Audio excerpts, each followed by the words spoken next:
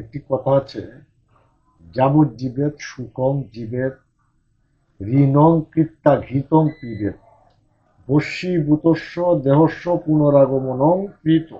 যতদিন বাঁচো সুখেই বাঁচো, ঋণ করে হলেও ঘি খাও, দেহ বশীভূত হলে সেটা আর ফিরে আসে না।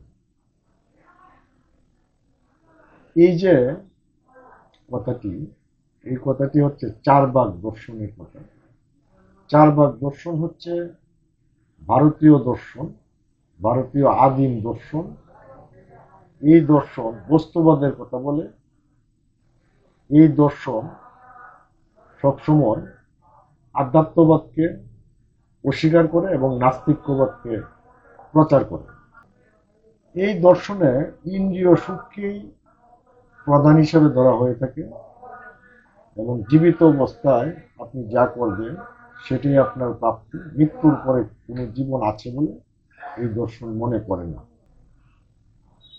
চারবাক দর্শনের মতে কর্মফল বলতে কিছু নেই, মৃত্যুই জীবের শেষ কথা। চারবাক দর্শনের মতে জগৎ মাটি, জল, আগুন, বায়ু এই চারটি বস্তুর সমন্বয়ে গঠিত। এরা কোনো ধরনের আধ্যাত্মিকতা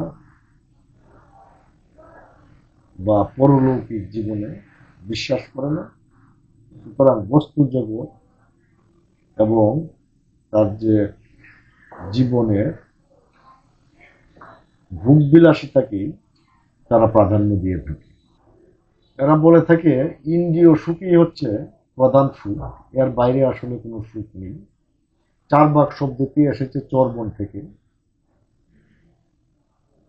অনেকেই বলে থাকেন যে ওই যে চর্বণ, যে আধ্যাত্মবাদকে চর্বণ করে বা পেষণ করে যেটা বের হয়ে আসে বস্তুবাদ, সেটাকেই চারবাক দর্শন বলা হয়ে থাকে বা সেখান থেকেই চারবাক দর্শনের নামের উৎপত্তি হয়েছে।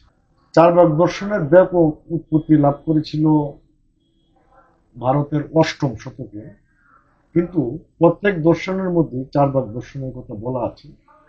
এমনকি ঋগ্বেদেও চারবাক দর্শনের কথা বলা হয়েছে বা এই জ্ঞান ধারণা দেওয়া হয়েছে। ফলে আমরা ধরে নিতে পারি এই দর্শনের উৎপত্তি হয়েছিল আজ থেকে ৩,৫০০ বছর পূর্বে, কারণ ঋগ্বেদের উৎপত্তি হয়েছিল ৩,৫০০ বছর পূর্বে।